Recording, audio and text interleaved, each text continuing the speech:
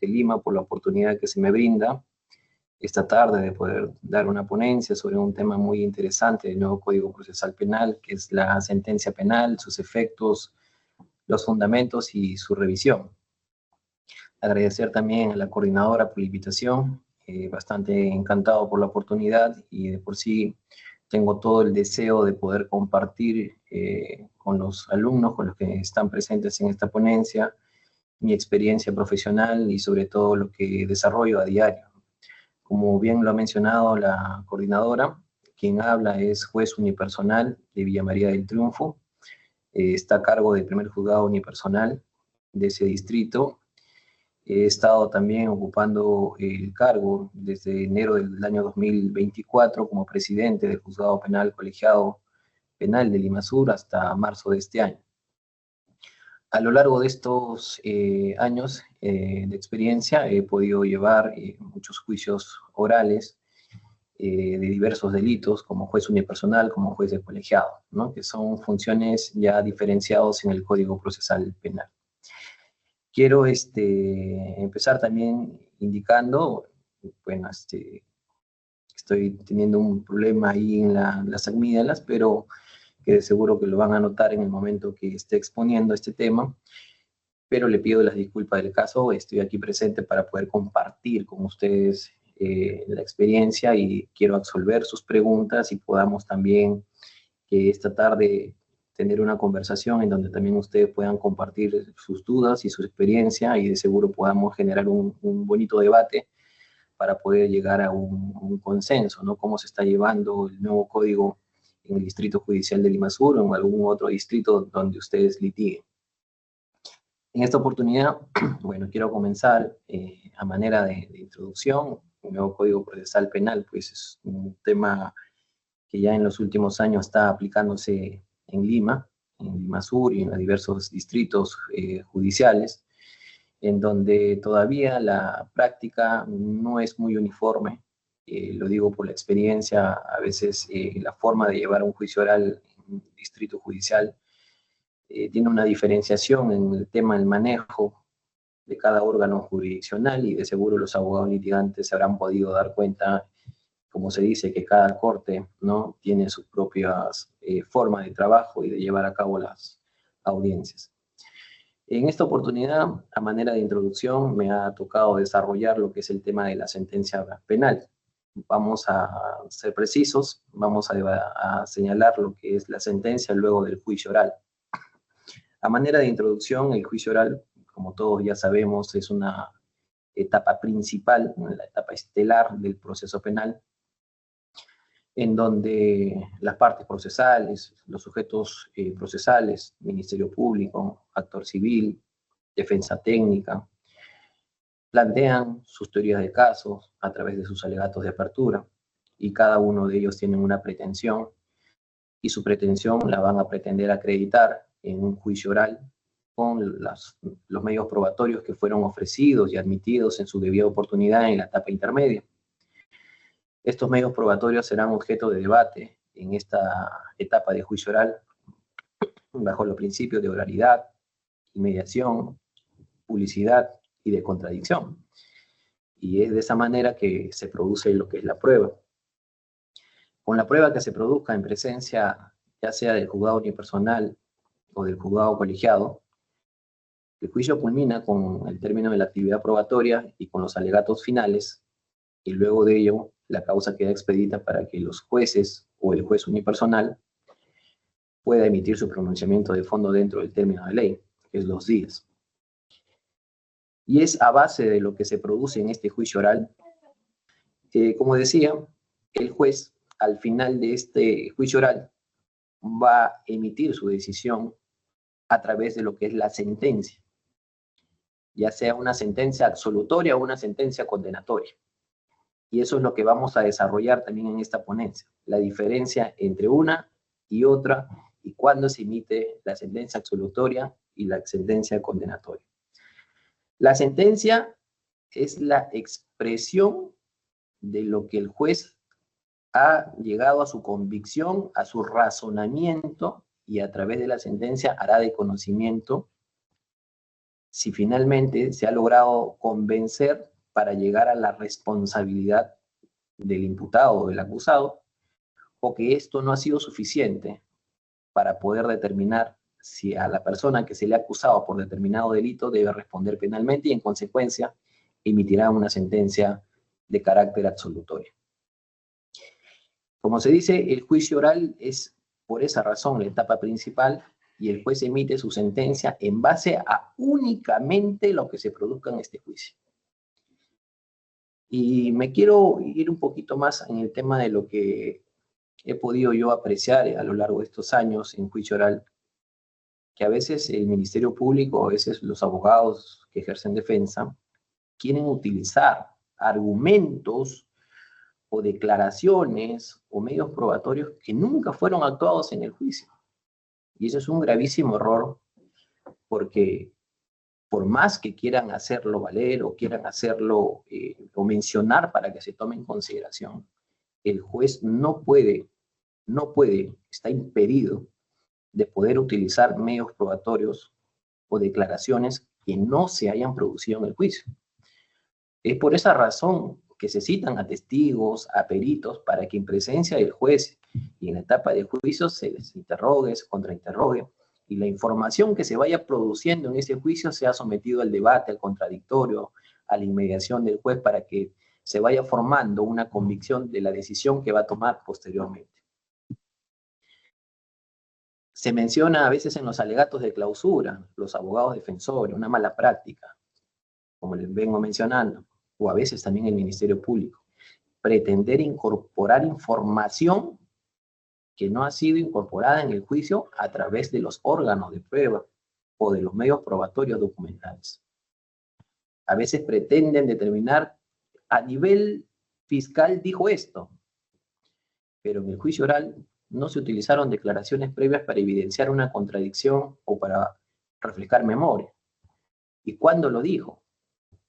Entonces, el juez, si acoge ese argumento del abogado defensor, la otra parte, ya sea Ministerio Público o viceversa, lo cuestiona y mediante recurso impugnatorio de apelación puede causar un vicio, una nulidad, porque esa información nunca ingresó al juicio.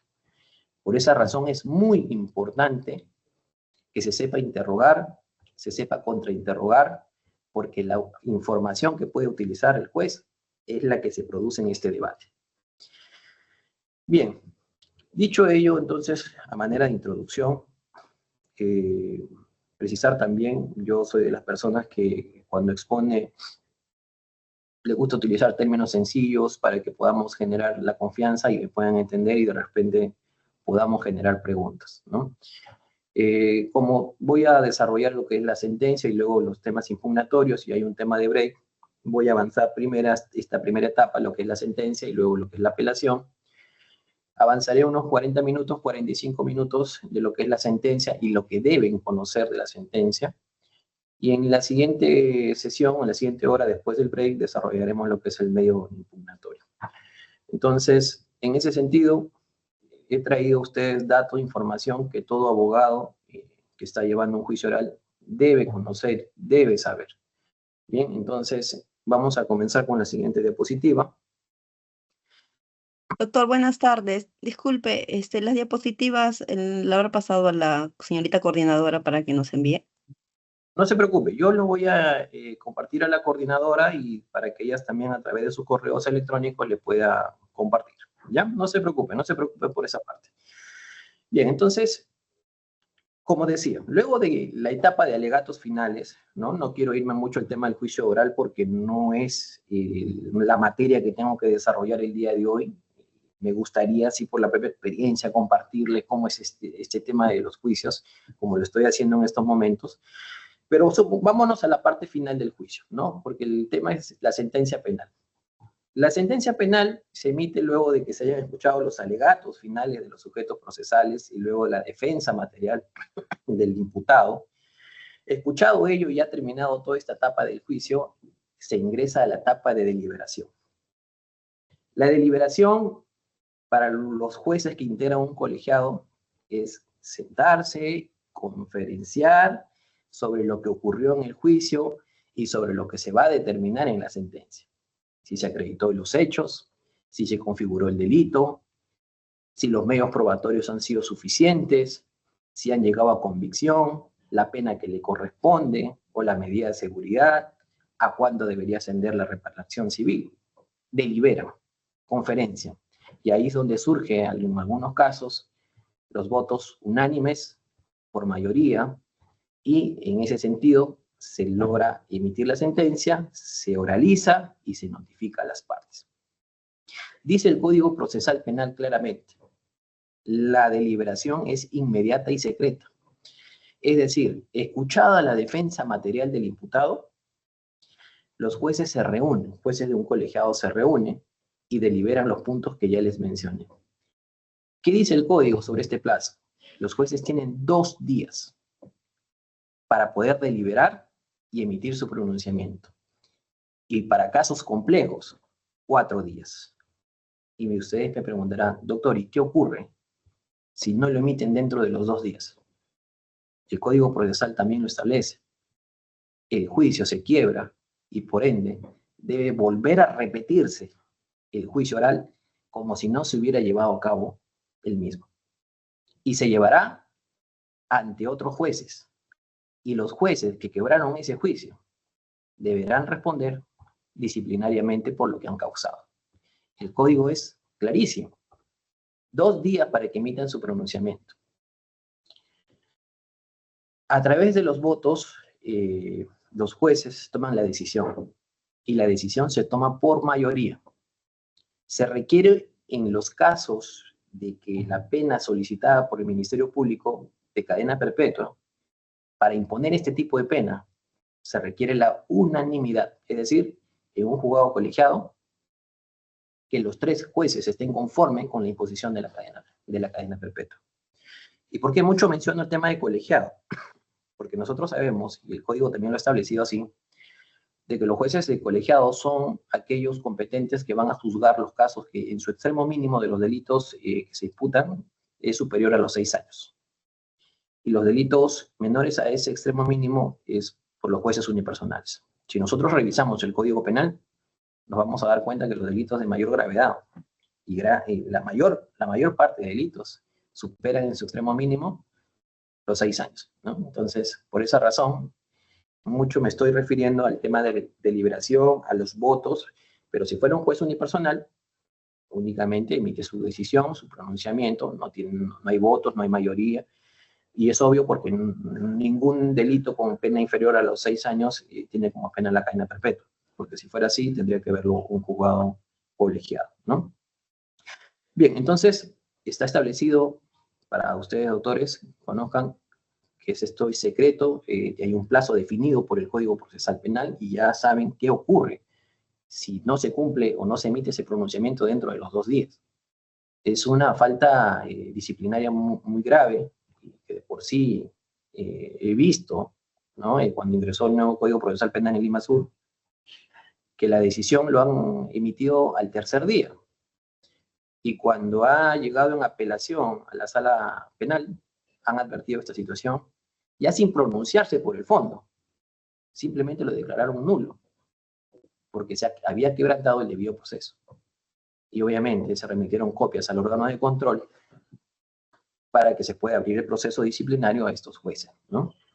Entonces, sobre esta situación, estos plazos, abogados que están comenzando deben conocer, y porque esto suele ocurrir, ¿no? A veces por la carga, a veces a los jueces se nos pasa, cuando hemos estado en un juego colegiado, las audiencias son una tras otra, y a veces los plazos se puede obviar, y esta es la consecuencia, ¿no? Entonces, es bueno siempre que se conozca sobre este punto, ¿no? En cuanto a las normas para la deliberación y la votación, como yo les mencioné, solo se utilizan las pruebas que se han producido en el juicio, las que han sido legalmente presentadas e incorporadas durante este juicio oral. No se permite el uso de una información ajena, externa. Si el testigo no dijo lo que mencionó en el juicio, no puede incorporarse, ni el juez ni las partes lo podrían proponer o mencionar en sus alegatos de clausura. Y en cuanto a la apreciación de la prueba, Los jueces deben valorar, la evidencia se hace de manera individual y conjunta. El juez debe valorar la prueba que se ha producido en el juicio de manera individual y de manera conjunta. En la sentencia la sentencia debe contener la valoración individual y conjunta que ha realizado el juez para emitir una sentencia ya sea condenatoria, ya sea absolutoria. ¿Cuál es el objeto de la valoración individual? El juez tiene que hacer un análisis de cada una de esas pruebas que han sido presentadas a juicio. Como por ejemplo, ¿no? La cámara GESE, el acta de la cámara GESE, el acta de entrevista de la menor agraviada. El juez tiene que determinar si se ha cumplido con las formalidades, si esta acta de entrevista de cámara GESE es fiable, y lo tiene que mencionar prueba por prueba que se haya producido en el juicio. Entonces, el objeto de la valoración individual de la prueba es en sí que esta prueba sea fiable. Y posteriormente, cuando culmina de hacer la valoración individual, tiene que hacer la valoración conjunta. ¿Y cuál es el objeto de esta valoración conjunta? Acreditar las hipótesis que las partes han postulado. Confrontar las pruebas presentadas por el Ministerio Público, la de la defensa, y determinar qué es lo que han acreditado de manera conjunta.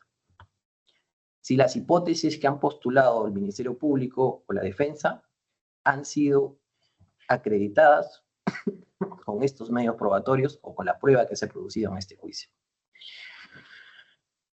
En ese sentido, los jueces deliberan y votan sobre una serie de temas específicos. Primero tienen que resolver si hay algún tema incidental. Luego tienen que verificar si el hecho ocurrió, pero además si el acusado es responsable.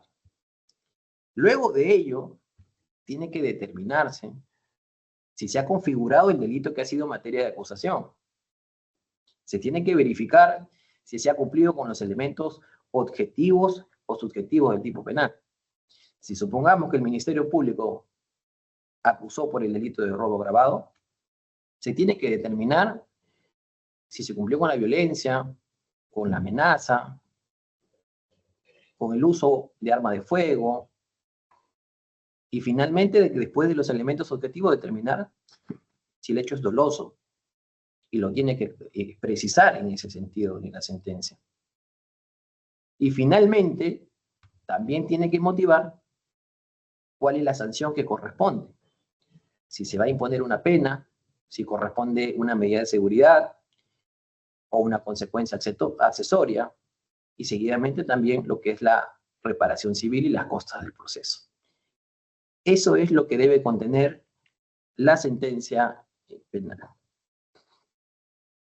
El Código Procesal también establece requisitos, y estos requisitos se deben de cumplir en una sentencia, porque lo establece el propio Código y así lo ha señalado. La sentencia es un documento completo y debidamente estructurado que garantice la transparencia y sobre todo la legalidad de cómo arriba a una conclusión.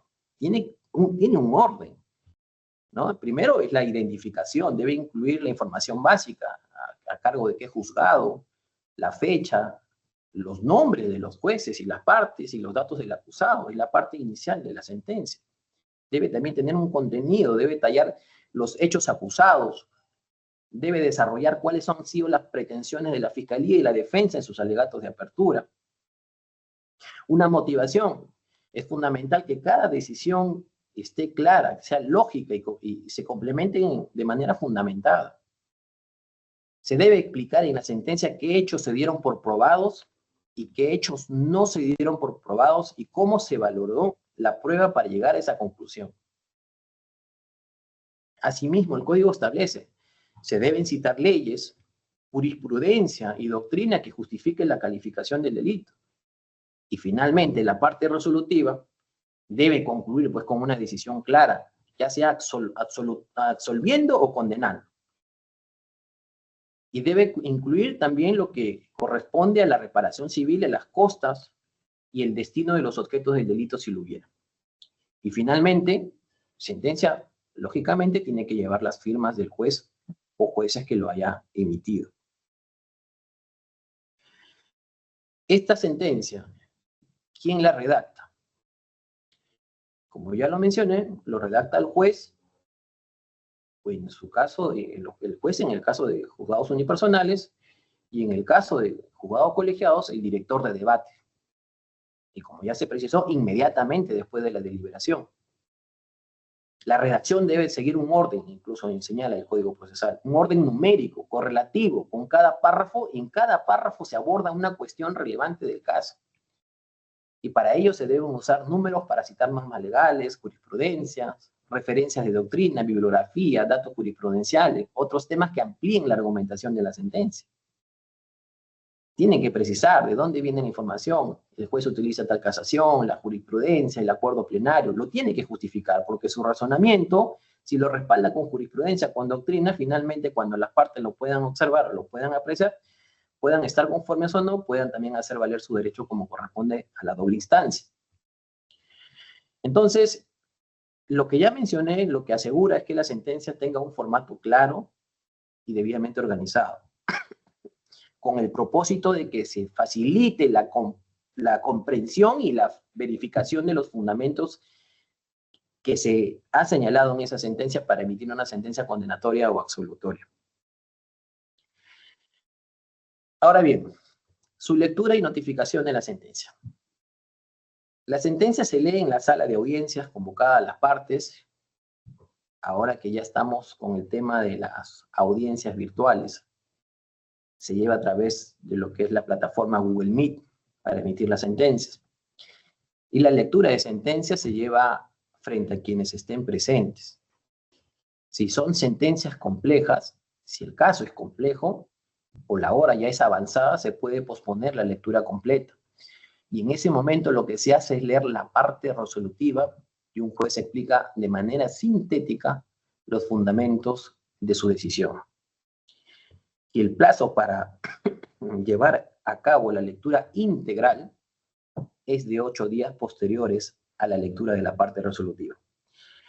Es decir, como yo les mencioné hace un momento, cuando termina o cuando culmina ya la deliberación, dentro de los 2 días el juez o lee la sentencia integral o puede hacer lo que se llama que es el adelanto de fallo. Bien, el adelanto de fallo es el resumen de los principales argumentos que se realiza de manera sintética y se lee lo que es el fallo. Pues es un adelanto de fallo.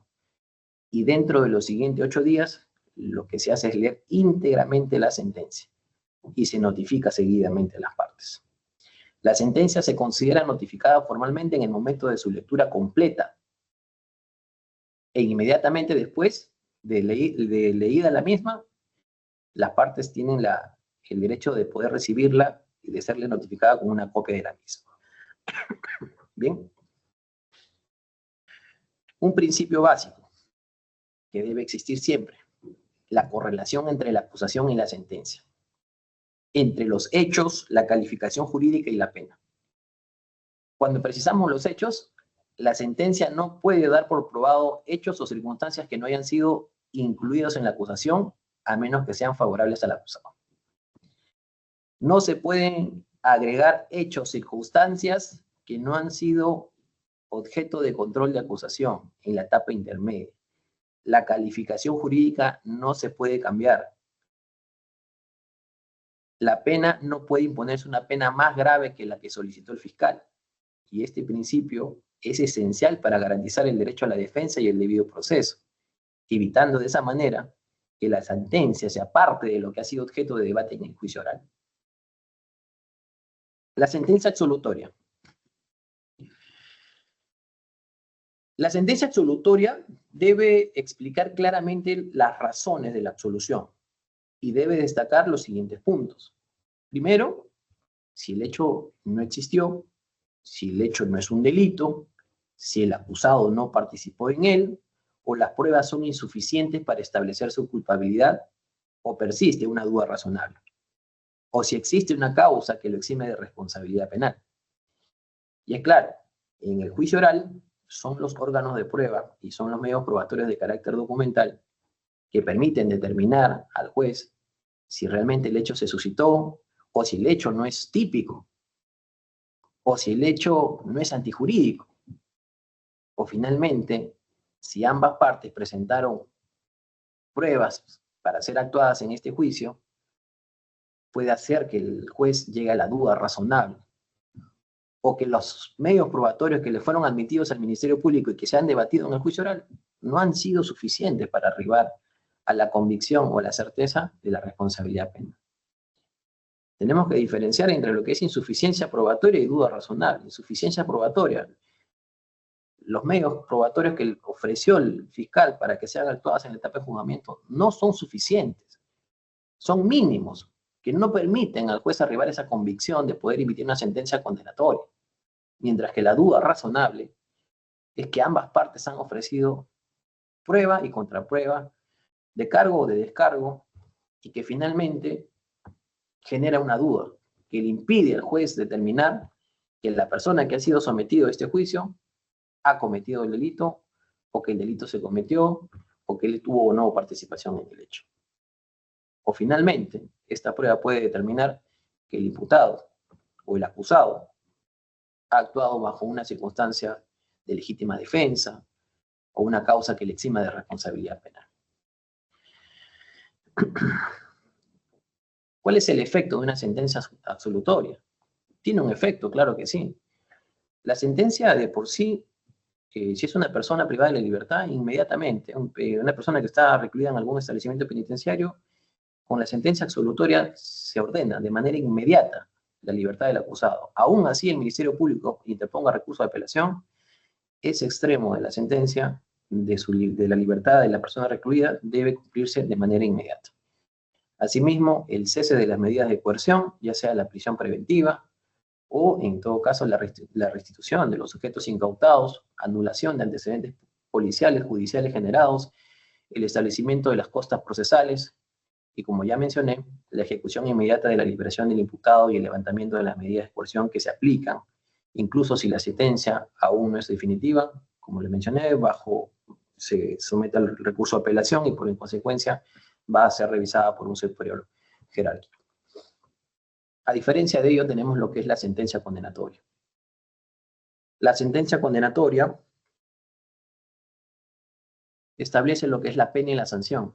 La sentencia debe establecer con precisión cuál es la pena. Una pena privativa de la libertad, una pena de multa, o si es una medida de seguridad impuesta.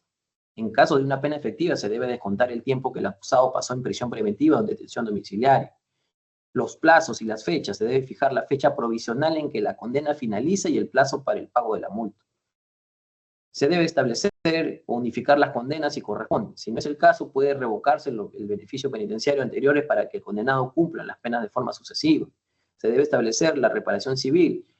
Decide sobre el monto, si sobre la restitución de bienes o valor, la indemnización, el pago de costas, y se determina también el destino de los objetos incautados. Si el acusado estaba en libertad, el juez puede ordenar su prisión preventiva si hay razones para creer que podría evadir el cumplimiento de la sentencia una vez que ésta sea firme. Y este punto es muy importante, porque lo que se ordena es la ejecución provisional de la condena. Personas que están en libertad y al término del juicio oral, el colegiado o el juzgado llega a la convicción que, en efecto, se ha acreditado, más allá de toda duda razonable, la responsabilidad penal del acusado. En consecuencia, le impone una pena privativa de la libertad y ordena su inmediata captura a nivel nacional. En consecuencia, esa sentencia, ese extremo, se debe cumplir. Aún así, también se interponga recurso de apelación. Y si es una persona que está privada de la libertad, se hace de conocimiento también al INPE, en donde se encuentra recluido el acusado, para que tome conocimiento que ya se emitió una sentencia y se va a cumplir en dichos términos.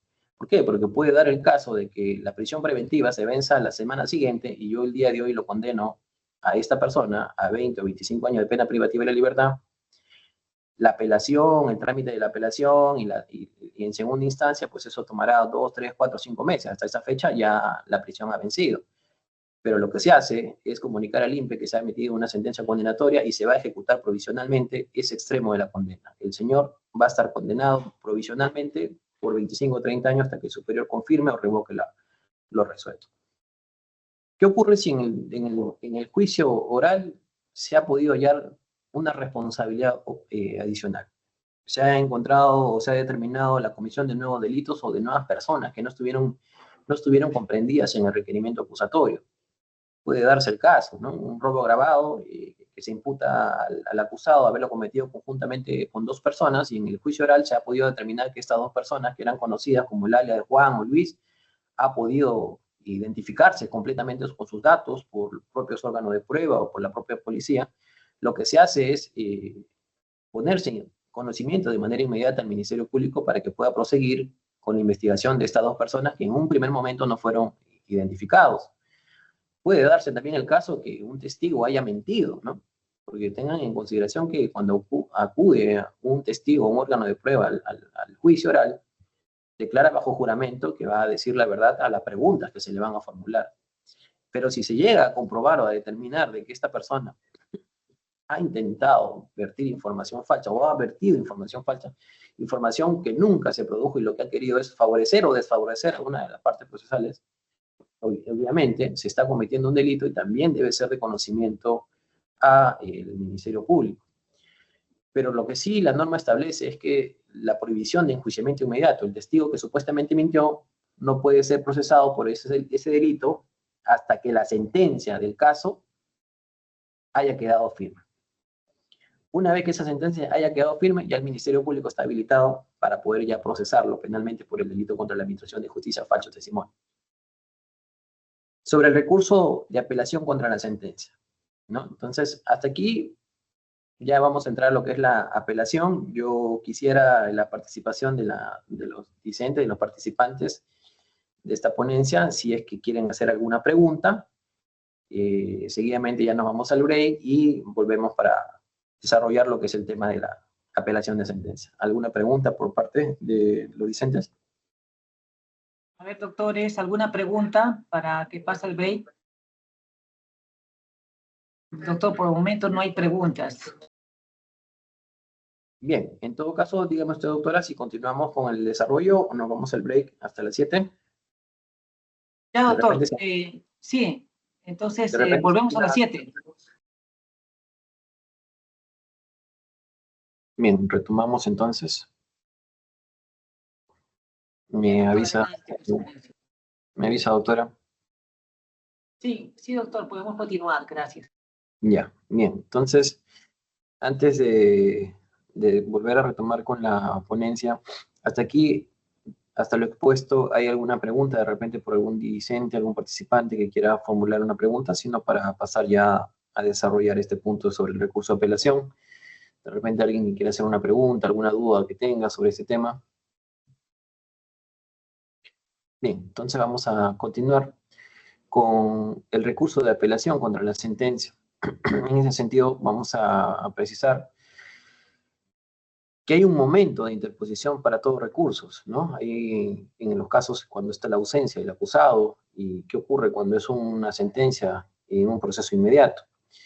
El momento de la interposición de la sentencia es inmediatamente después de la lectura de sentencia. No es obligatorio presentar los fundamentos en ese momento. Lo puede formular por escrito dentro de los 5 días de notificados. Y la pregunta sería, ¿qué ocurre si el acusado no se encuentra presente o no asiste a la lectura de la sentencia? El plazo para apelar comenzará a correr desde el día siguiente de la notificación en su domicilio del imputado. Y en los casos de los procedimientos inmediatos previstos en el artículo 448 del Código Procesal Penal, que regula este proceso especial, establece que la apelación se presenta en el mismo acto de la lectura de sentencia y no requiere su formalización por escrito. Si el acusado está ausente, rige lo dispuesto en el artículo 414 del Código Procesal Penal, que es que comienza a correr el plazo desde el día siguiente de la notificación en su domicilio.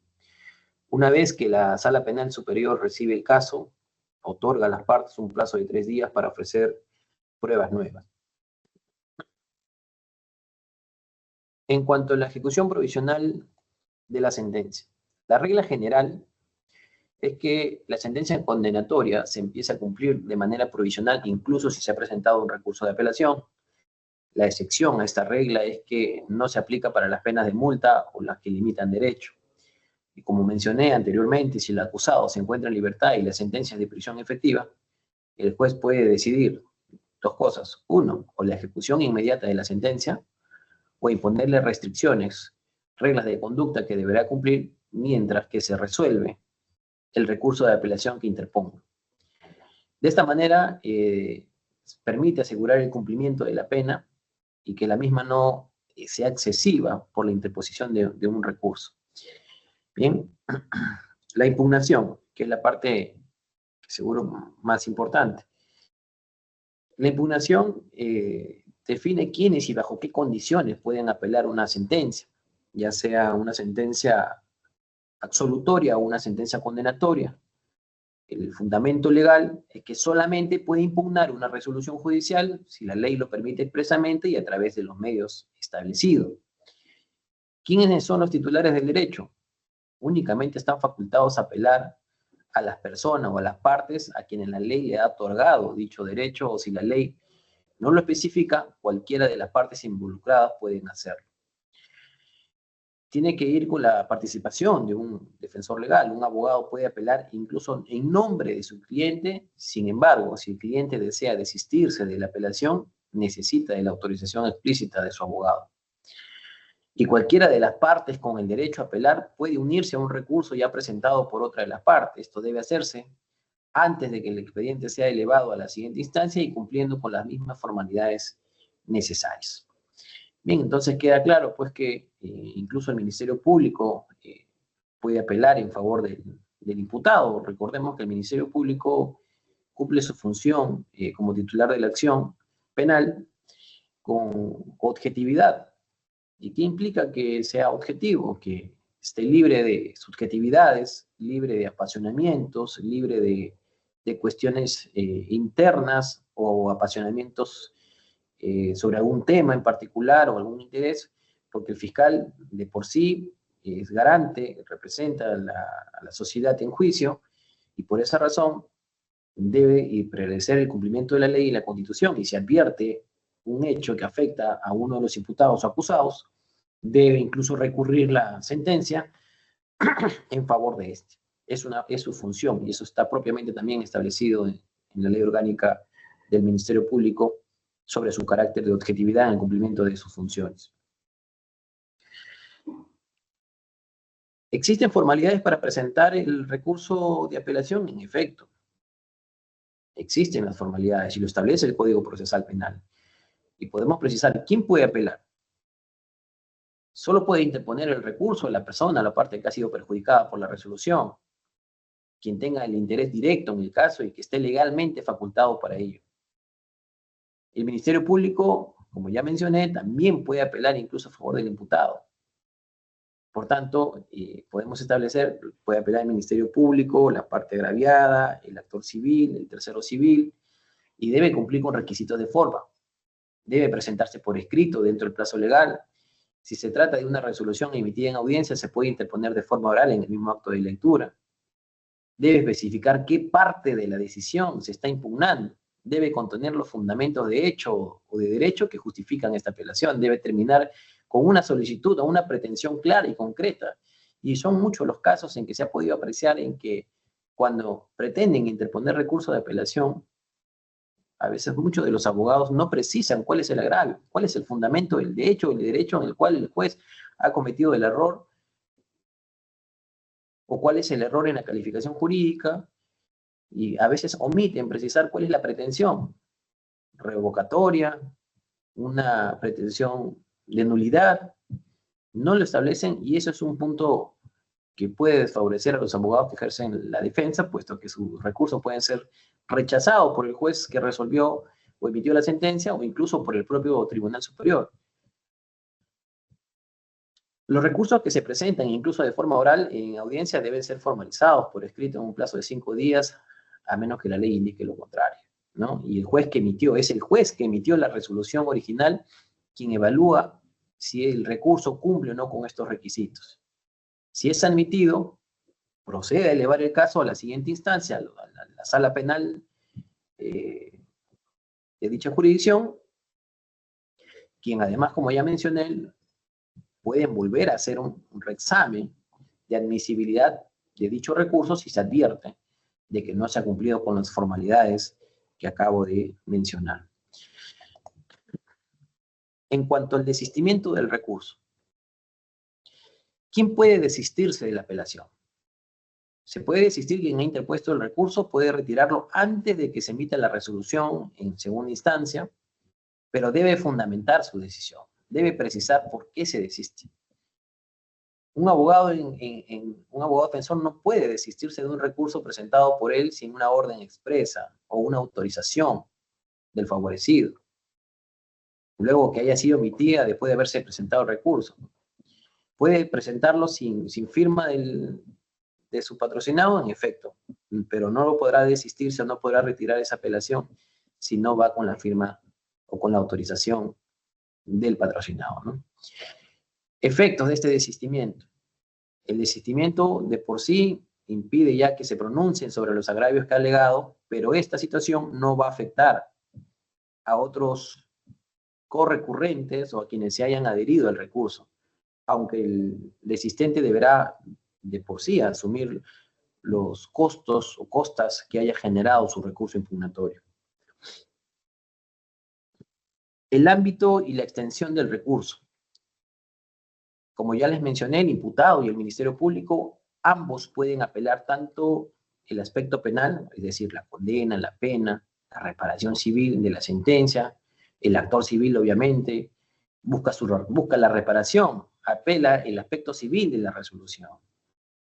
Y si un coimputado apela, su recurso puede beneficiar a los demás, siempre que los argumentos de la apelación no sean únicamente por temas propios, personales. El imputado y el tercero civil también pueden apelar y beneficia al tercero civil o beneficia al imputado. El tercero civil y el imputado también puede beneficiar al imputado, siempre que los argumentos no sean exclusivos del tercero civil. Estos artículos regulan las implicancias procesales cuando varias partes están involucradas en un recurso judicial, asegurando que los beneficios, ¿no?, de la apelación se extienda a quienes no han presentado directamente los argumentos. Es decir, como podemos ver, puede favorecer a otras personas que no hayan presentado el recurso impugnatorio en su debida oportunidad con las formalidades. Y está claro de que si el imputado interpone recurso de apelación, favorece también al tercero civil o viceversa. Esto es los efectos que se producen cuando varios sujetos procesales a la vez interponen recurso de apelación. ¿Cuál es el alcance de la apelación y límites del tribunal? El tribunal solo tiene competencia de alguna manera para poder resolver los puntos específicos que han sido impugnados. ¿No? Hay una congruencia entre lo que se apela, entre lo que se resolvió y entre lo que el tribunal o la sala penal superior va a pronunciarse. Y solamente se debe pronunciar por aquellos agravios que han sido invocados por el apelante.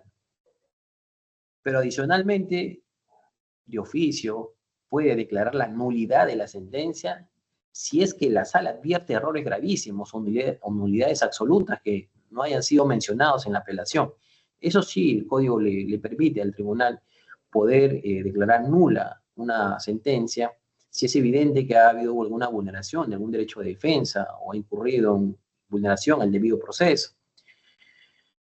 Pero ¿qué ocurre si existen algunos errores?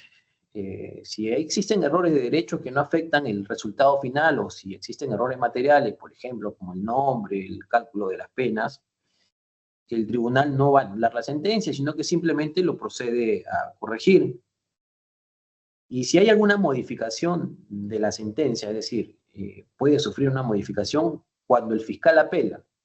Es decir, si el fiscal apela a la sentencia, el tribunal, la sala penal, puede modificar esta resolución incluso para favorecer al imputado. Y si apela solo el imputado, la sentencia no puede ser modificada en perjuicio. Esto es lo que se denomina el principio de prohibición de la reforma en peor. Es decir, si el fiscal no estuvo conforme con la pena de 10 años que se le impuso al acusado y el imputado apela, si el imputado apela a la sentencia, el tribunal no le puede imponer una pena mayor a lo que ya se le ha impuesto, porque si no estaríamos reformando en peor, en perjuicio del imputado. Por lo que se garantiza es que el tribunal de apelación se concentre en dichos puntos específicos de la impugnación, permite además al tribunal corregir errores y proteger al acusado de una posible sanción más severa si él es el único que apeló. En cuanto a la apelación de sentencias, la Sala Penal Superior sigue 3 pasos. Primero, que es el traslado, que da un plazo de 5 días a la otra parte para que responda a los argumentos de la apelación. Luego decide sobre la admisibilidad. Si considera inadmisible, lo rechaza de inmediato. Si lo considera admisible, informa a las partes que tienen 5 días para ofrecer pruebas.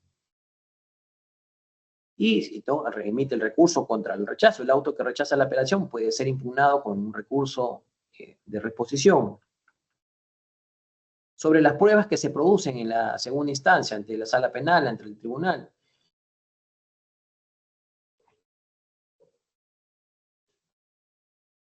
Debe existir una fundamentación de la prueba.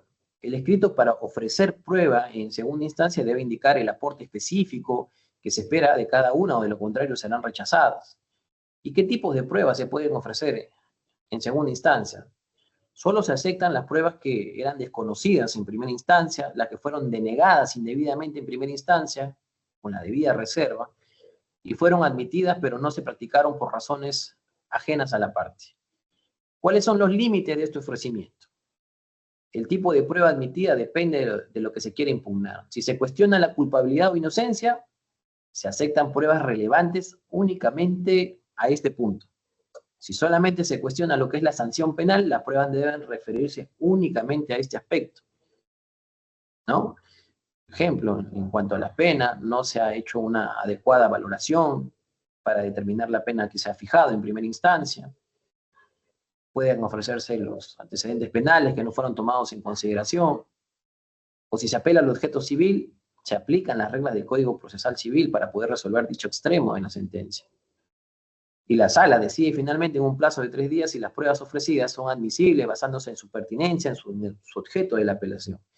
Esta decisión que resuelve o lo rechaza es inadmisible.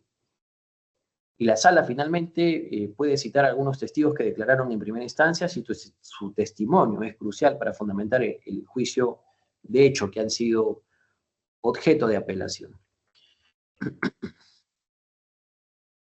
¿Qué es lo que se lleva a cabo en la audiencia de apelación?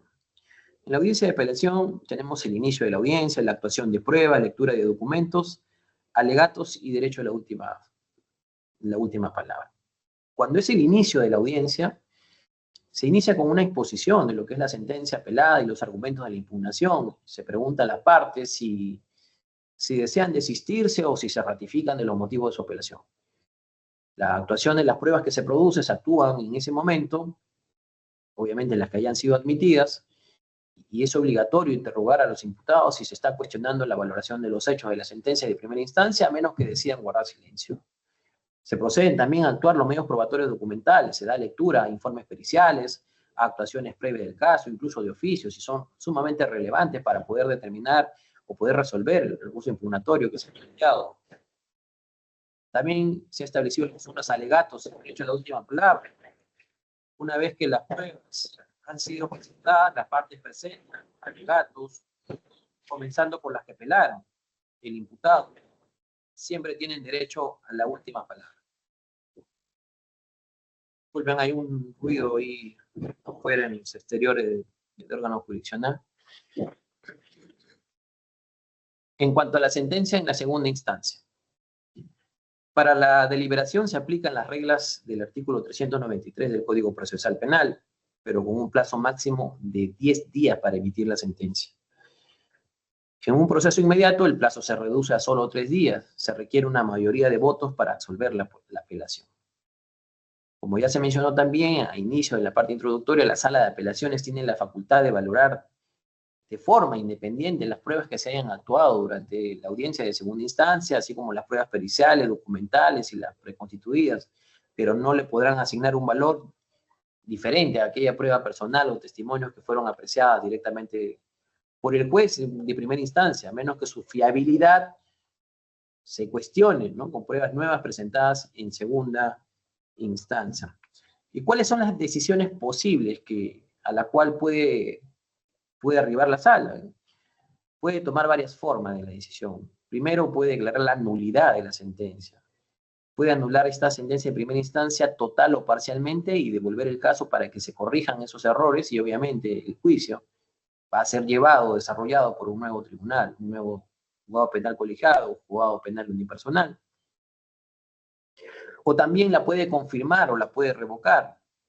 Y esto ocurre que dentro de los límites de la apelación puede confirmar o revocar la sentencia si la sentencia original fue absolutoria. La sala puede dictar una sentencia condenatoria. Es decir, si en primera instancia absolvieron al imputado, el tribunal puede condenarlo, imponiendo las sanciones, la reparación civil que correspondan. Y si la sentencia original fue condenatoria, la sala puede dictar una sentencia absolutoria, modificar la pena o incluso cambiar la calificación jurídica del delito si el fiscal lo solicitó. Un recurso adicional: si la sala revoca una sentencia absolutoria y condena al procesado, las partes pueden interponer un nuevo recurso de apelación que será conocido ya por la Sala Penal de la Corte Suprema. Es la condena del absuelto, ¿no?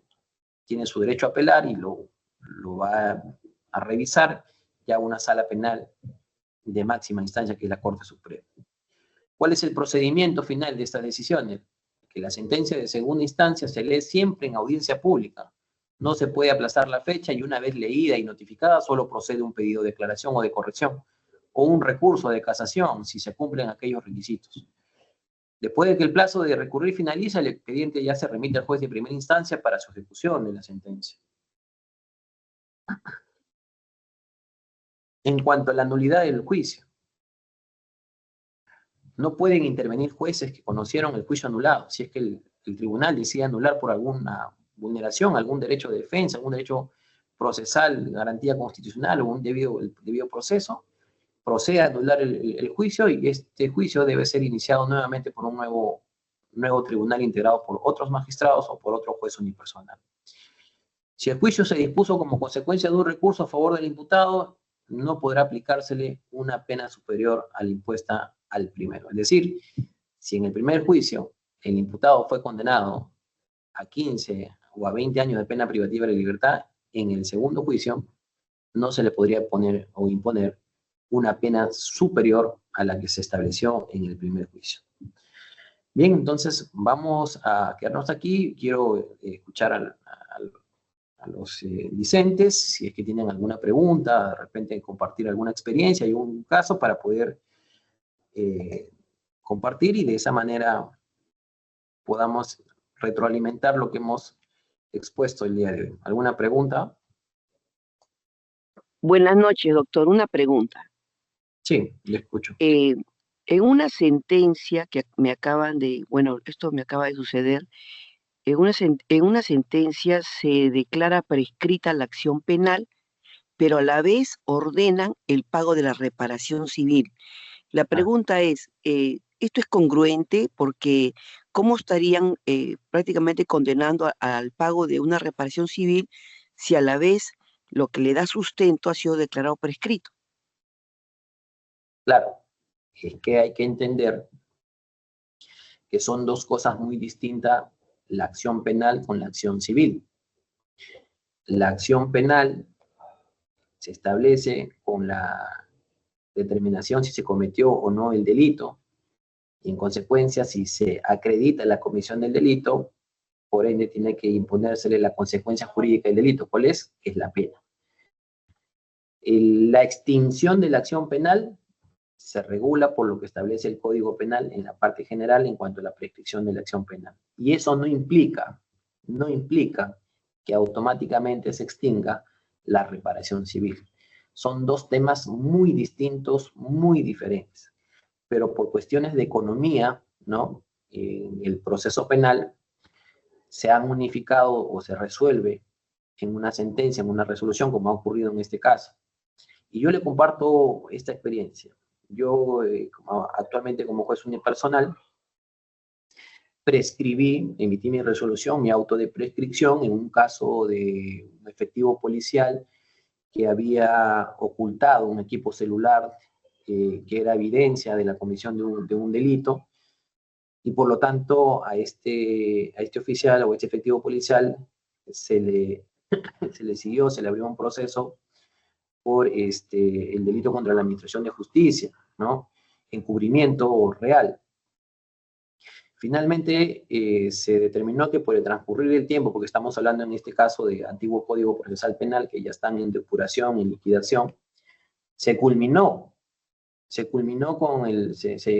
los plazos y se advirtieron que han prescrito tanto el plazo de prescripción ordinaria como extraordinaria, y en ese sentido saco el auto de prescripción, lo notifico a las partes, y como ustedes saben, el procurador del Poder Judicial, quien asume la defensa del Poder Judicial en cuanto a los delitos contra la Administración de Justicia, me presenta un escrito y me dice: doctor, usted ha resuelto la acción penal, pero no se ha pronunciado por la reparación civil.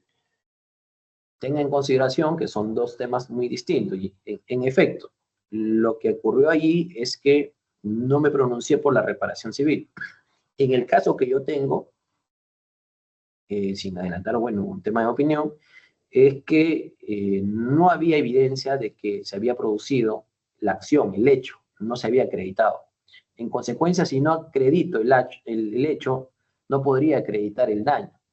Hay determinados casos que sí se podrían hacer. Por ejemplo, yo le pongo un caso. Usted le atribuyen haber causado daños a una puerta de un inmueble y le atribuyen el delito de daños. Finalmente, se logra corroborar que el daño no lo produjo usted intencionalmente, dolosamente, sino fue de manera accidental. Pero se produjo un daño. No se configuró el delito, pero el daño se quedó acreditado porque tenemos la evidencia que la puerta está dañada, y por el daño accidental que usted ha causado se le puede imponer la reparación civil. Dado que ya la parte se ha constituido como actor civil y tiene una pretensión civil, una pretensión resarcitoria, y por economía, el juez puede determinar: no se ha acreditado que había intención, pero sí se ha acreditado un daño y que debe ser reparado, en efecto, y se impone el pago en la reparación civil. Y conforme a lo que usted me ha señalado en su caso, que le han notificado, no es que sea incoherente, es coherente. Son dos cosas muy distintas, la acción penal y la acción civil. ¿Alguna pregunta más, doctora? Gracias, doctor. Doctor. Sí. Sí, no, un caso que yo tengo, la Procuraduría, cuando han declarado fundada la prescripción, siempre se reserva el derecho, en base a unas casaciones que menciona, con respecto al pago de la reparación civil, ¿no? O sea, nuevamente mencionamos el tema, o sea, si bien es cierto, por el transcurso del tiempo ya no hay condena, ha habido jurisprudencia en el sentido de que, y existe, de que debe pagarse una reparación civil con respecto a ese delito prescrito, ¿no? O sea, nuevamente hay aparentemente pues una incoherencia, ¿no? No. Lo que ocurre ahí es que la prescripción de la acción penal se regula por el Código Penal, mientras que la reparación civil se regula por el Código Civil, Procesal Civil, con las reglas del Código Procesal Civil. Es muy distinto la culpa penal con la culpa civil, tienen sus propios elementos. En cuanto a la acción penal extingue, sí, se extingue la pena, ya no le podrán sancionar, pero queda habilitado el derecho de la parte agraviada poder accionar por una reparación civil o una indemnización en la vía civil. Pero si se ha constituido como actor civil en la vía penal, el juez tiene que pronunciarse al respecto de la reparación civil. Puede ser el caso de que diga: para mí en este caso no se debe imponer reparación civil porque no se ha demostrado, no se ha acreditado ese hecho dañoso, ese hecho que causa agravio a la parte del actor civil o el agraviado, por lo tanto no impongo reparación civil. ¿Puede ser objeto de apelación, como lo he mencionado? Claro que sí, el actor civil o el agraviado puede apelar porque tiene una pretensión que es la reparación económica, la reparación civil, y será la sala, el tribunal, quien determinará, en efecto, si es que la sentencia del juez de primera instancia ha sido debidamente justificada, motivada, para no fijar una reparación civil. O si lo fija, si está debidamente cuantificado, corresponde, es proporcional, ¿no? Porque podemos hacer un daño a una puerta. He visto casos que por daños materiales en un portón, ¿no? Que simplemente tiene una abolladura, vienen con documentos de alguna empresa que reparar la puerta vale 2.000, 3.000 soles, 4.000 soles. Entonces, a veces, determinar el monto de la cuantía de los daños, a veces las partes tienen una pretensión que no es proporcional al daño real. Y eso es lo que se debe determinar en la investigación o en un proceso, si es que llegase hasta la etapa de juzgamiento. Doctor, entonces, si se constituyó en parte civil, la Procuraduría ya no podría recurrir a la vía civil. No, ya no Ok. podría. Ya no Gracias. podría. Justamente se constituye como actor civil, justamente por eso, para no digregar el proceso, me voy en la vía penal y me voy a la vía civil. No, aquí en la vía penal se determina el hecho y una vez fije usted una reparación civil. Ya. ¿No? Entonces, Ok. si extingue la acción penal, obviamente se tienen que pronunciar. ¿Existe o no una reparación civil que se tiene que entregar a la parte, al actor civil? Ya, ok, gracias. Con todo gusto, sí. ¿Alguna pregunta adicional, de repente, sobre algún juicio que podamos compartir? Alguien que esté llevando, de repente, un juicio oral. Doctor, una pregunta. Sí. Se dicta sentencia condenatoria con pena privativa de libertad efectiva, pero se hace en forma virtual y el patrocinado apela. La pregunta es la siguiente. ¿Tengo que esperar que me notifiquen para fundamentar la apelación o a partir de la fecha en que se dicta la sentencia condenatoria corre el plazo? Mil disculpas, por favor. Oralizada la sentencia, porque la sentencia se tiene que leer íntegramente.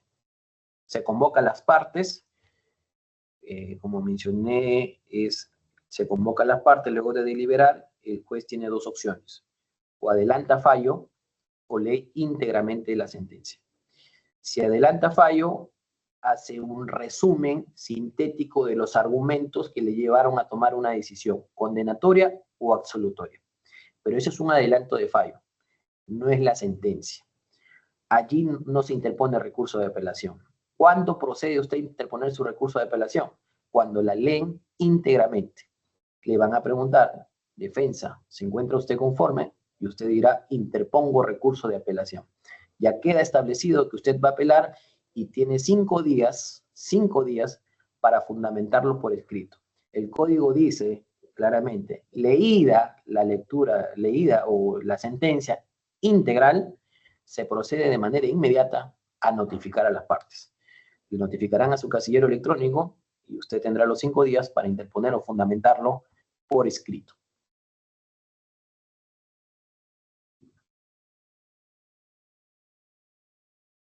¿Quedó claro usted, doctora? De repente algo más que le quisiera que le precise. Gracias. Sí quedó claro, doctor. Gracias. Con todo gusto. Doctor, buenas noches. No me quedó claro para mí, ¿corre desde el día siguiente o desde el mismo día que ya leyó íntegramente la sentencia? El Doctor, deber del... disculpe, sobre el mismo caso también no me quedó claro. ¿El cómputo se realiza a partir de que recibo la notificación? Gracias, Sí. doctor. Sí, en efecto, a partir de la notificación. Lo que se hace es leer íntegra la sentencia y ustedes solamente interponen el recurso de apelación y una vez que le notifiquen, corren los 5 días para que ustedes puedan interponer por escrito, porque recuerde, ya ustedes dejaron en claro que van a apelar, los fundamentos lo tienen que hacer por escrito para que puedan ustedes ya esos actuados ser elevados al tribunal superior. Desde Doctor, la doctor, buenas noches, perdone. Dice usted desde que notifiquen, a ver, lo que pasa es que yo no soy penalista, pero sí, por ejemplo, en la ley de procedimiento administrativo habla desde el día siguiente que te notifican. Entonces, lo que quería saber es si, por ejemplo, la sentencia usted lo lee de manera íntegra un viernes a las 5 de la tarde, porque de repente es un caso muy complejo, ¿no? Y en el acto tienen que notificar. Ya bueno, ese es el tema de la notificación electrónica que se produzca.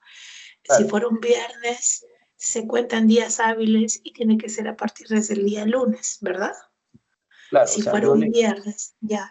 Si fuera, por ejemplo, si fuera un día lunes, 5 de la tarde, el mismo ejemplo, y te notifican ese mismo día lunes, a partir de, o sea, fuera de la, no, bueno, la hora normal de trabajo es de 8 a 5, pero como estamos, ahora también hay la notificación electrónica, esa es mi pregunta, porque siempre, así sea en cualquier ámbito del derecho, las preguntas siempre hay preguntas referentes al tema desde cuándo corre el plazo.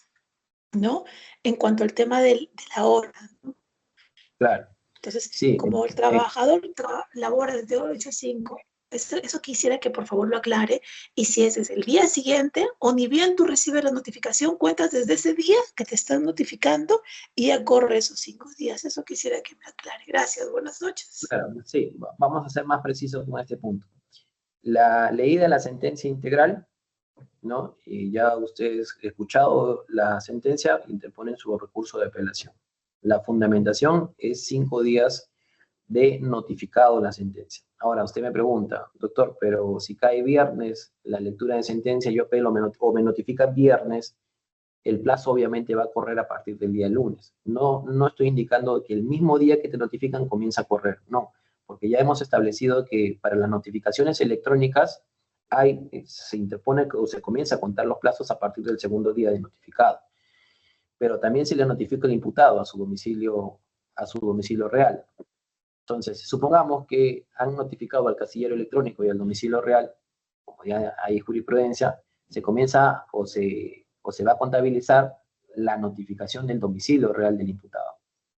Bien, ¿por qué? Porque es la dirección del domicilio del imputado es donde él reside y es donde ha indicado donde se le debe notificar. Sin perjuicio que se le notifique a su casillero electrónico. Pero se toma en consideración el domicilio real, ¿por qué? Porque es el que más favorece al imputado, que es el que va a interponer su recurso de apelación. A partir de ese momento, al día siguiente, comenzamos a contar los 5 días. Y en cuanto a la notificación electrónica, comenzamos a contar, como siempre se dice, a partir del segundo día hábil de la notificación. ¿Alguna pregunta más que me quisieran formular? Siempre también cuando reciban las sentencias, siempre revisen de que contengan los datos o la información que ha sido incorporada a juicio. No permitan que se argumente con hechos o con alguna información por algún testigo que no se ha referido en el juicio. Eso también hay que tenerlo muy en cuenta. El Código Procesal Penal es bien claro al precisar de que únicamente se fundamenta una sentencia por parte del órgano jurisdiccional con lo que se haya producido en el juicio. Y es muy importante conocer de litigación porque a través de las preguntas que se van a formular se pueden obtener información relevante y el abogado de la defensa a través del contrainterrogatorio puede también que esa información que ha ingresado a juicio la desacredite. Es básico que se conozca el tema de litigación porque a través de ello es que ingresa la información a juicio. Y si el juez no obtiene información de calidad, información importante para poder determinar la responsabilidad de un imputado o de un acusado, pues lo que conlleva es a una condena o a una sentencia absolutoria. Es básico, es muy importante. Por eso que el juicio oral es una parte muy importante del proceso, porque es allí, con la actuación de las pruebas, con el contradictorio, en donde las partes van a debatir y es donde, con esa información que se produzca, el juez quedará pues expedito para poder emitir un pronunciamiento, condenatorio o absolutorio. Y les quiero compartir, por ejemplo, una experiencia de un juicio oral de un caso de violación sexual de un tío a su sobrina. Esta persona se había, de alguna manera, se negó a pasar que se le extraiga sangre para la prueba de ADN. Y el fiscal hizo un acta en el cual dejó establecido que el imputado se negaba a que se le extrajera sangre para la prueba de ADN y ello implicaba, o ello necesariamente para el fiscal, era que no quería demostrar su culpabilidad. Que esta persona, que este sujeto, al negarse, estaba aceptando su culpabilidad. Y en la sentencia que yo elaboro como presidente del juzgado penal colegiado y en ese momento director de debate, cuando hice la valoración individual de esa prueba, ese documento que se actuó y que se debatió, era vulneratoria de derechos. ¿Quién ha dicho de que si yo me niego a pasar el examen o extracción de sangre para pasar la prueba de ADN, ya estoy admitiendo mi culpabilidad? Esto es inconstitucional. Eso vulneraba derecho de defensa. El fiscal, si advirtió de que dicho sujeto se negaba a pasar el examen o la extracción de sangre para la prueba de ADN, tuvo que pedir una autorización judicial una intervención corporal del imputado para poderle extraer la sangre. Pero no porque se negó, ya era aceptación de su culpabilidad. Obviamente ese medio probatorio documental fue excluido de la valoración en la sentencia, y lo dejé establecido en la sentencia de esa manera. No se valora y se excluye por vulneración de derechos fundamentales. No es presunción de culpabilidad. El imputado mantiene su presunción de inocencia. En negarse a pasar un examen no es admisión de responsabilidad penal. Bien, entonces, finalmente esa prueba no fue valorada, fue rechazada en la valoración individual y no fue tomada en consideración para una valoración conjunta. Eso es lo que se debe revisar en una sentencia. Cuando le notifican a ustedes a una sentencia luego de un juicio oral, verificar en qué momento se dijo eso. Por eso las audiencias están ahora grabadas en audios y videos. De repente el juez ha tenido una apreciación incorrecta de lo que quiso decir el testigo. Y ustedes mejor conocedores, como abogados, defensor de alguna persona acusada, ustedes dirán, ¿no? ¿En qué momento, en qué minuto, en qué segundo el testigo dijo eso? ¿De dónde sale esa información? Ya ahí se produce un vicio, ya ahí se produce una causal de nulidad. Que llegado esto mediante recurso de apelación a una segunda instancia, ustedes lo pueden tomar en consideración para que puedan declarar nula esa sentencia. Es algo común que ocurre. ¿Alguna pregunta adicional? Sí, doctor, otra vez de nuevo yo. Bueno, mi nombre es Carol Roldán. Doctor, No soy... buenas. Buenas noches. Quisiera hacer una consulta, doctor. Sí. Mire, ayer justamente en la clase que se ha tenido el jueves, perdón, que hemos tenido con el profesor, no recuerdo el nombre del profesor, habló sobre el tema del certificado médico legal. Bueno, a nivel fiscal pasa por médico legista tanto la parte agraviada como la parte, como el imputado, ¿no? Pero normalmente, incluso hasta los fiscales, ya cuando tienen bastante experticia, puede que hayan llevado cursos de criminalística y todo ello, ¿no? Que sería lo necesario para después, cuando tengan que acusar, puedan sustentar puedan proteger el bien jurídico de la persona que está presuntamente agraviada.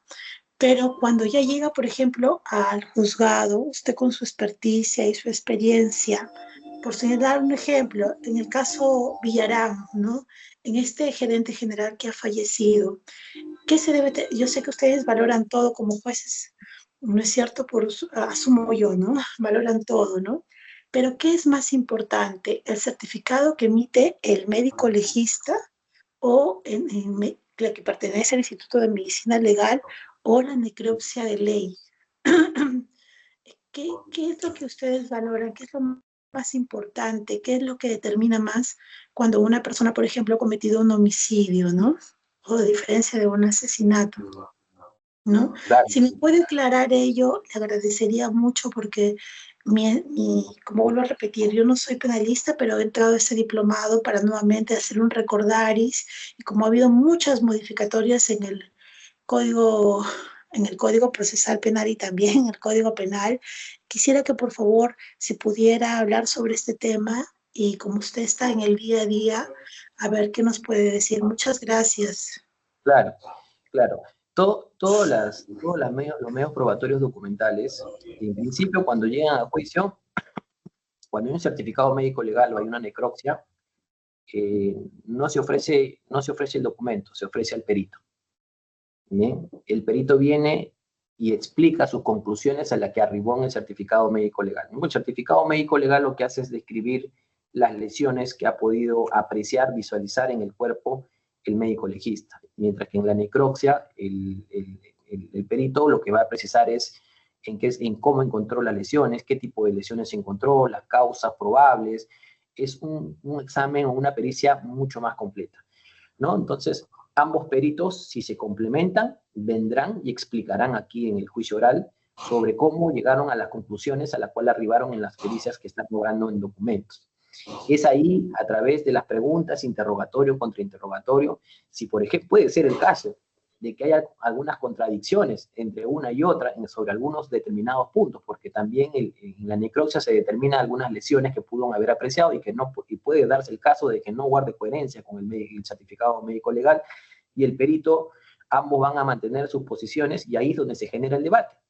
Allí es donde justamente preguntan y si hay alguna contradicción, el abogado de la defensa lo podrá saber aprovechar y podrá también permitir desacreditarlos a los peritos que han ido al juicio, de acuerdo a la teoría de caso que han planteado, ¿no? Y finalmente, quien está observando todo esto es el juez, porque finalmente la defensa y el Ministerio Público, ambos tienen pretensiones, pero quien va a resolver es el juez, y a quien tienen que convencerse es al juez, y es en los alegatos de apertura en donde, si usted observó algunas inconsistencias, algunas contradicciones, es el momento en los alegatos de clausura en donde usted tiene que hacerlo notar, ver al juez, ¿no?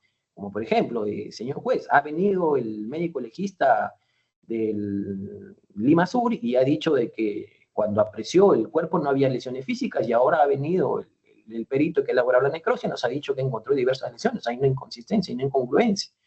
Entonces, esos puntos serán y son materia de debate en el juzgamiento, y finalmente el juez tendrá que resolver si hay alguna duda, si hay algunas pruebas insuficientes, si hay o sea, si hay elementos suficientes, pruebas suficientes para condenar, o si no lo hay, para absolver, ¿no? Ese es el punto. Todo se valora, todos los medios probatorios se valoran. Por ejemplo, es común, a ver, yo ahora les quiero hacer una pregunta. Es común en los juicios orales por agresiones contra integrantes del grupo familiar, en que el Ministerio Público comúnmente viene con su reporte de denuncias fiscales. Dice, señor juez, el imputado registra 10 denuncias por agresiones físicas contra la misma agraviada. Y las 10 están archivadas, pero aquí está el reporte. Y le pregunto al fiscal, ¿y qué quiere acreditar usted con eso? Las constantes denuncias. Ya, bien. Ahora yo les pregunto, a alguno de los participantes, ¿me puede responder? ¿El registro de denuncias archivadas acredita algo o qué podría acreditar? Me gustaría escucharlos. No resulta aplicable, doctor, porque usted está investigando un caso específico y los antecedentes, salvo que hubiera una reincidencia, un igual delito, podría, digamos, agravar la situación, ¿no? O demostrar, pero después no tendría ninguna relevancia. En efecto, porque están archivadas. Ahora, sobre esa misma línea, las medidas de protección permiten acreditar la agresión física, porque hay fiscales que vienen y ofrecen como medio probatorio documental las medidas de protección. Doctor, tiene medida de protección, orden de alejamiento, prohibición o cese de agresiones.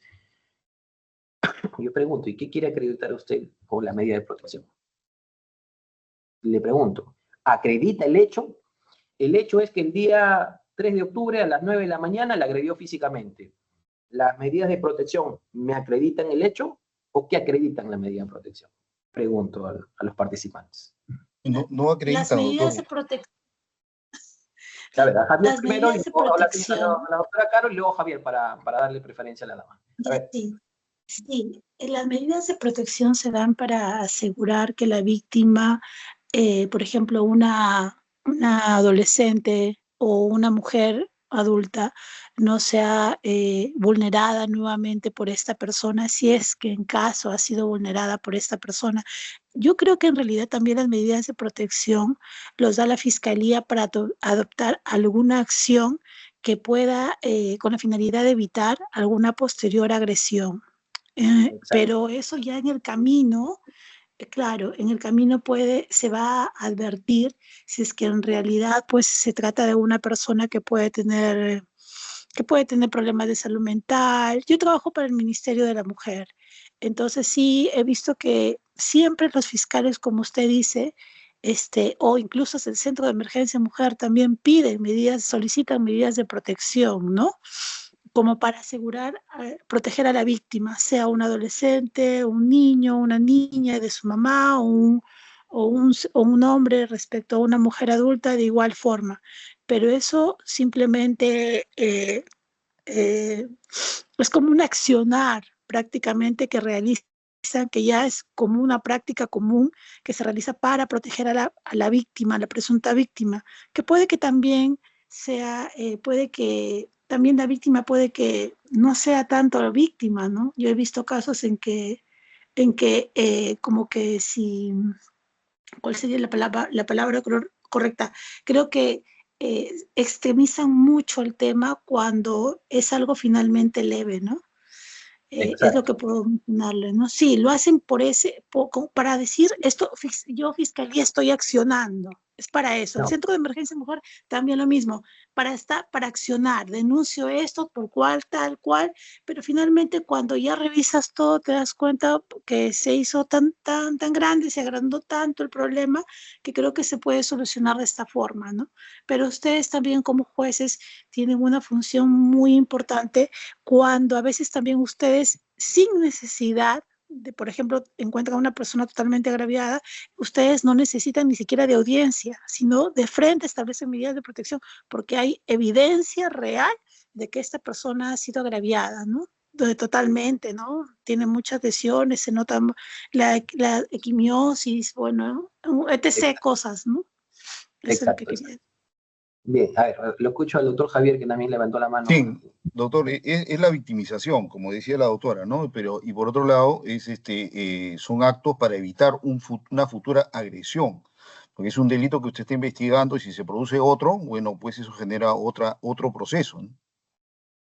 Claro, es muy cierto, las medidas de protección son medidas provisionales, cautelares, que buscan salvaguardar la integridad de la agraviada, de la denunciante o de la víctima, para que hechos a los que ha denunciado no le vuelvan a ocurrir en un futuro. Lo que busca es garantizarse y poner en conocimiento de la policía que dicha persona tiene medidas de protección, para que ante alguna situación similar inmediatamente le presten el auxilio y el apoyo, o incluso, ¿no?, en un futuro, si se volviera a cometer y acreditar un hecho, eso ya es un agravante, porque está incumpliendo con medidas de protección. Pero yo preguntaba, ¿cómo acredito yo con unas medidas de protección? Porque lo que se acredita en un juicio, y lo dije al inicio, es si el hecho se cometió, ¿no? Y si ustedes ven la medida de protección, son medidas cautelares, medidas para garantizar que en un futuro la víctima no vuelva a sufrir un hecho similar al que ha denunciado. Pero eso no permite acreditar el hecho en sí. El hecho se tiene que acreditar de alguna manera la sindicación de la víctima con el acuerdo plenario 2-2005, si es persistente la sindicación, si hay verosimilitud, si no hay alguna cuestión de animadversión o con algún otro elemento periférico, con la declaración del perito, testigos, cámaras, videocámaras, grabaciones. Entonces, pero de por sí es tan igual como, por ejemplo, el registro de denuncias archivadas. El registro de denuncias archivadas no me permite a mí acreditar de que esta persona es reincidente, o que es una persona habitual, o es una persona agresora. Lo que me podría probar a mí que una persona es agresora es una pericia psicológica, una evaluación psiquiátrica del imputado o del acusado, pero no un registro de denuncias y sobre todo archivadas, porque la presunción de inocencia de una persona, ¿no?, se mantiene incólume hasta cuando exista una sentencia que determine su responsabilidad penal debidamente incluso motivada y firme, ¿no? Entonces, son esos puntos que el juez tiene que tomar en consideración y que tiene que valorar de manera individual y posteriormente de manera conjunta, y debe estar claramente establecido en la sentencia. Por esa razón, siempre les digo, o les he venido diciendo, ¿no? Revisen siempre en su sentencia, tiene que haber una valoración de cada una de las pruebas y finalmente cómo el juez razona de manera conjunta con todas las pruebas para llegar a la conclusión a la cual ha llegado, sea absolviendo o sea condenando. ¿Alguna pregunta más adicional? O ya estamos con la hora, doctora, la coordinadora, ¿usted me indica? ¿Hay alguna pregunta más? En todo caso, damos por finalizado Sí, el señor sí, Jacob doctor, de por PT. Una favor. pregunta más, doctor. Doctor, una Sí, preguntita, sí, digo que no he preguntado. con todo gusto, con todo gusto. Doctor, buenas. Hemos visto en el caso Pedro Castillo, que es público, que aparte de la desvinculación se están admitiendo pruebas de oficio y excepcionales. No sé si nos podría un poquito ejemplificar en qué caso procede al concluir el juicio oral cuando hay desvinculación, que Claro, el tribunal admita prueba excepcional y de oficio. sí, en efecto, es un tema Gracias. bastante debatible, doctor. El Código Procesal Penal establece la admisión de prueba de oficio, prueba complementaria, prueba adicional, e incluso también autoriza a los jueces que se puedan desvincular, ¿no? La desvinculación jurídica. Pero no quiero irme mucho más de este tema porque le comento que en los primeros días de noviembre justamente voy a dictar otra ponencia aquí en este diplomado, y de por sí me toca a mí desarrollar lo que ahora sí es el juicio oral, y sé que este tema de la desvinculación es un tema bastante amplio. Ustedes han visto como es un tema público, como uno de los magistrados ha expresado una posición, y yo me comprometo a hacer un análisis de ese tema y lo vamos a compartir para esa sesión, para esa clase, por la hora, y ahí también algunos dicen que quieren preguntar.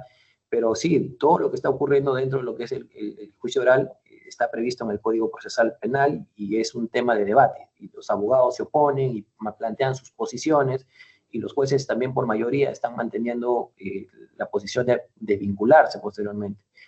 De alguna manera lo que han entendido, o lo que se ha evidenciado, es que por el delito principal por el cual fue acusado el expresidente Pedro Castillo, no cabría o no estaría debidamente adecuado, y han postulado la configuración de otro delito. Y eso es lo que está siendo en estos momentos objeto de debate. Lo vamos a compartir, me comprometo con ustedes en la sesión que me corresponda sobre este tema de juicio, porque es un tema que realmente también se debe conocer bastante. Hay a veces, por la experiencia que tengo, abogados que no están manejando mucho el tema de la desvinculación. Y mínimamente tendríamos que tener una base, y me comprometo a ahondar bastante en ese tema para que ustedes puedan de alguna manera conocerlo y seguir investigando sobre ese tema. Sí, doctor, mi preocupación era circunscribirlo nomás al tema de la prueba excepcional y oficiosa, que como fuera de la disimulación, ¿no? Sí, claro que sí. La Corte Suprema ha establecido que es aquella prueba, ¿no?, que de manera excepcional, de manera excepcionalísima. ¿Por qué? Porque el ofrecimiento de pruebas se lleva en la etapa intermedia. Es donde el fiscal, en donde la defensa ofrece los medios probatorios. Y excepcionalmente se admiten pruebas de oficios para esclarecer los hechos que son objeto de debate, pero que se han conocido en el juzgamiento sobre la existencia de estos medios probatorios o de estas pruebas, y que de oficio se requieren que sean actuadas para poder esclarecer el hecho, y sobre todo que los jueces tomen una decisión acorde a lo que se va a producir en ese juicio. Y es debatible, o sea, la prueba de oficio lo pueden plantear cualquiera de las partes porque consideran que es pertinente y es necesario, y que sobre todo es excepcional, y que no tuvieron la oportunidad de plantearlo en la etapa correspondiente en el ofrecimiento probatorio, y es ahí donde el juez deberá determinar si en efecto es sumamente importante que se actúen dichas pruebas como de oficio o excepcional, para esclarecer los hechos y ellos tomar una decisión finalmente, ¿no? Entonces, eso lo vamos a desarrollar, sí, en la siguiente sesión. Me voy a comprometer con ustedes para desarrollar este punto de la desvinculación procesal. ¿Alguna pregunta esa casación, más? Doctor, esa casación es última, de más o menos que está mencionando. Complementaria, no, ya hay varios de la Corte Suprema, ¿sí? Y se los haré llegar a la coordinadora para que también se los puedan reenviar a sus correos electrónicos. Ya, Doctor, una pregunta. Sí, le escucho, doctora Lucy. Doctor, sí, gracias. Ante un recurso de apelación contra una sentencia condenatoria, en la audiencia de segunda instancia, ¿es obligatoria la presencia del procesado? Si es el que recurre, claro que sí. Sí. Ya, doctor, gracias. Bien, entonces... Doctor, perdone, solo un chiquitito nada más.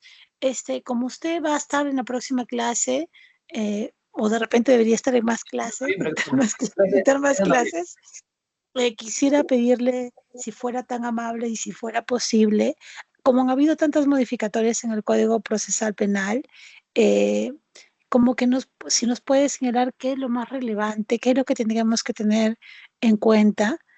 ¿Sabe por qué le pido eso? Porque usted está en el día a día. Además, ustedes tienen autonomía. Obviamente, tengo amigos que son jueces de mi promoción, pero no están cerca, y además, cuando los llamo nunca contestan, por obvias razones, ¿no? También se cuidan, ¿no? Claro. Entonces, a pesar de que somos amigos de promoción y no los veo y estamos lejos, ¿no? Yo estoy en Lima y ellos están en provincia.